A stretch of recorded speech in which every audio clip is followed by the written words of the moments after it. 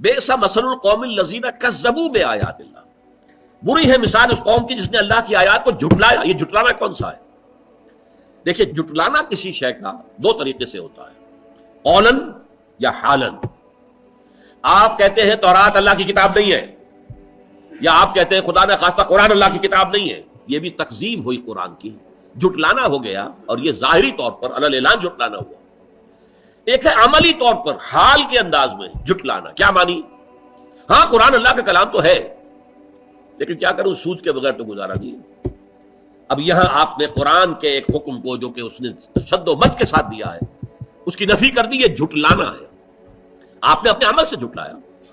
قرآن یہ کہہ رہا ہے، آپ کچھ اور کر رہے ہیں۔ قرآن کہتا ہے ادھر جاؤ، آپ کسی اور طرف جا رہے ہیں۔ تو گویا کہ تکذیب ہے، یہ تکذیب حالی ہے، یہ تکذیب عملی ہے۔ حضور نے فرمایا صلی اللہ علیہ وسلم، ما آمن بالقرآن من استحل محارمہ، جس انسان نے قرآن کی حرام کردہ چیزوں کو اپنے لیے حلال ٹھہرا لیا، اس کا قرآن پر کوئی ایمان نہیں ہے، وہ جھوٹا ہے اگر کہتا کہ میرا ایمان ہے قرآن کے اوپر۔ تو یہ تکذیب ہے جو یہود نے کی تھی، ورنہ زبان سے تو انہوں نے کبھی نہیں کہا کہ تورات اللہ کی کتاب نہیں ہے۔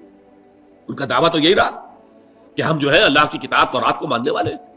یہی حال آج ہمارا ہے، اپنے عمل سے پوری امت مسلمہ قرآن کو جھٹلا رہی ہے، اس لیے کہ قرآن کا نظام کہیں قائم نہیں، قرآن کے قوانین کہیں نافذ نہیں۔ تو بئس مثل القوم الذین کذبوا بآیات اللہ، اور اس کے بعد فرمایا واللہ لا یہدی القوم الظالمین، اللہ ایسے ظالموں کو ہدایت نہیں دیتا۔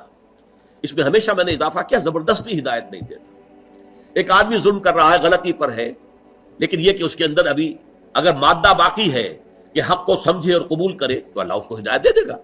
اس کے معنی یہ نہیں ہے کہ کوئی ظالم ہو، مشرک ہو، کافر ہو تو اللہ اسے ہدایت نہیں دے گا، نہیں، زبردستی ہدایت نہیں دیتا۔ اللہ تعالیٰ نے دنیا بنائی ہے آزمائش کے لیے، انسان کو اختیار دے دیا ہے، اما شاکرا و اما کفورا، چاہے تم شکر گزار بندے بن کر رہو، چاہے ہمارا کفران نعمت کرو۔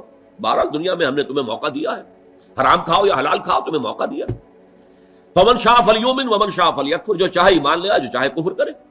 یہ نہیں ہے جو کفر کرے گا فوراً گردن دبا دی جائے گی، مار دیا جائے گا، ختم کر دیا جائے گا۔ آخر حضور کے مخالفین بدترین تھے کافر، ابو جہل ہو کوئی ہو، تو انہیں چھوٹ دی گئی کہ نہیں۔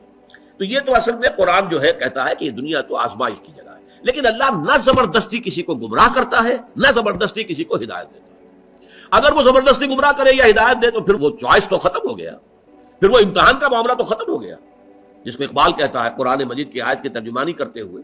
قرآن کہتا ہے خلق الموت والحیات لیبلوکم ایکم احسن عملا، اس نے یہ موت و حیات کا سلسلہ اس لیے بنایا ہے کہ تمہیں آزمائے کہ کون ہے تم میں سے اچھے عمل کرنے والے۔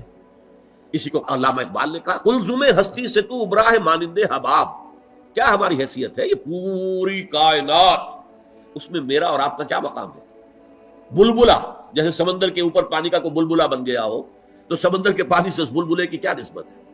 لیکن یہ بلبلا بہت عظیم ہے، یہ انسان، اس کو جو ہے خلافت الارض دی گئی ہے، زمین کا خلیفہ بنایا گیا، لیکن بہت پیارا انداز ہے یہ، قلزم ہستی سے تو ابراہ مانند حباب، اس ضیاء خانے میں تیرا امتحان ہے زندگی، یہ زندگی جو ہے امتحان کے لیے۔ اس اعتبار سے ان اللہ لا یہدی القوم الظالمین، اللہ ایسے ظالموں کو زبردستی ہدایت نہیں دیتا۔